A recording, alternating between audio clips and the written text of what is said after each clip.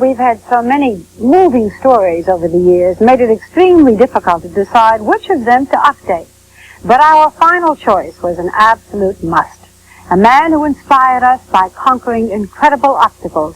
And when we last saw him, he had one more challenge to face. Did he succeed?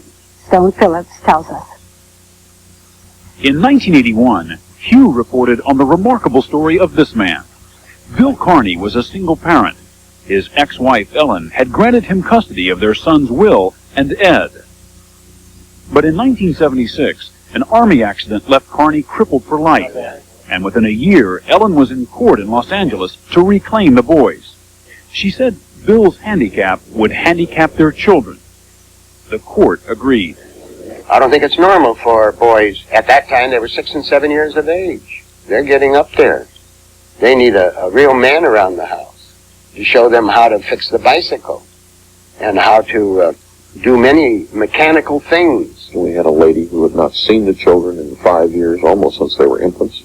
She was living in a one-bedroom apartment in New York. She came to town literally as a stranger, haven't seen the children in 5 years. Court testimony had portrayed Bill as financially stable and a devoted father. The only problem was his handicap. Tell me about the boys. What are they like? Well, they're both good looking. They take after me, but the oldest one, he's brilliant. Yeah, he takes after you too. Of course. The youngest one, he's a devil. I don't know where he gets that from, though. Sure, I felt sorry for him. I'm a veteran, and I know about crippled and handicapped people. But here's one thing that we have to look for. Where are the children going to get better care? The legal back and forth carried the case to California Supreme Court. Carney's strongest backing came from two men who knew all about being wheelchair parents. His attorney, Mason Rose, himself the victim of a military accident, and Supreme Court research attorney Peter Belton, a polio victim. Ultimately, the High Court ruled that Will and Ed Carney should never have been removed from their father. No one should be the victim of discrimination or lose any rights that are available to others merely because of his race or sex or color or national origin or physical handicap. You measure the value of a person from the neck up. Right, you miss me already? I miss you too. But as 2020 reported, 2 years passed and Will and Ed Carney were still with their mother. The court's decision had affirmed that Carney's handicap could not be used against him in the custody battle, but it did not settle the issue of who got the kids. That would require a whole new trial and more battles for Bill and his wheelchair army. Well, if it doesn't work out this time, there's always a federal Supreme Court, and I figure by the time that's done, they'll be old enough to petition themselves to come out, which I know for a fact they will. That was 2020, February 19, 1981. Carney versus Carney. Counsel ready to proceed, sir. 2 months after the 2020 broadcast, Bill and Ellen Carney met in court for the last time. I really feel that the best interest in the minor children, as presently shown, would be that with the father. I didn't think it would happen at one point because it took so long. We were trying to talk to the judge. My mom and him asked us who we wanted to stay with, and we always said with him. Today, Bill Carney is just about finished raising the two boys he fought so hard for. Ed is 18, planning to leave for the Marines next fall. Brother Will, 19, is an Army medic based in Colorado. Their father has weakened physically, but he's still strong-minded, still convinced that his 4-year odyssey in the courts was worthwhile. There's a lot of kids that grew up without fathers. At least I was there, if not the physical part, at least the mental part for them. The mind works no matter what part of the body doesn't. I'll bet those are very special boys with a father like that. You betcha. And he has the satisfaction now of knowing that they're almost on their own, and he's done a real job for them. Well, we'll be back with some closing thoughts. But first, from the special edition of 2020, the final page of our album, the story tried to make a miracle. Tom Jarrell was the correspondent. It's time to In New York, some of America's poorest children raising money and raising the hopes of some of the world's poorest children in Ethiopia.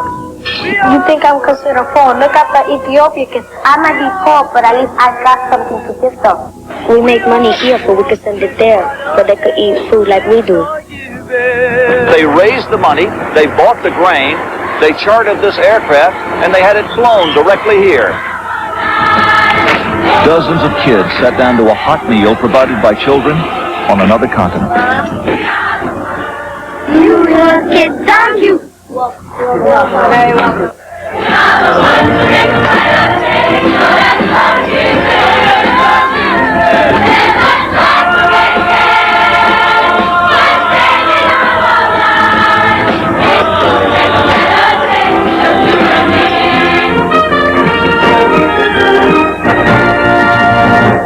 2020, brought to you by Compaq, makers of the most powerful personal computers. Compaq, it simply works better.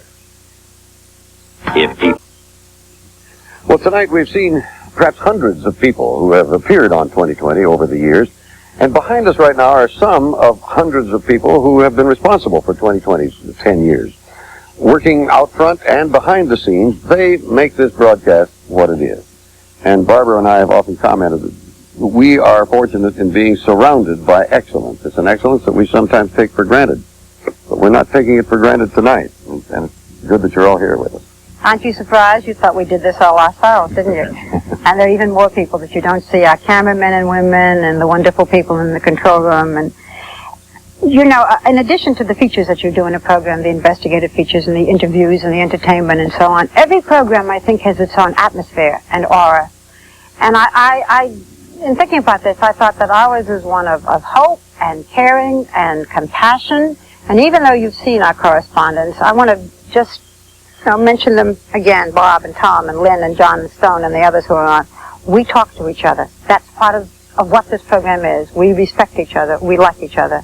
And we think it's an atmosphere that you feel. Mm-hmm. And one more person who won't let me show him, our executive producer, Victor Neufeld.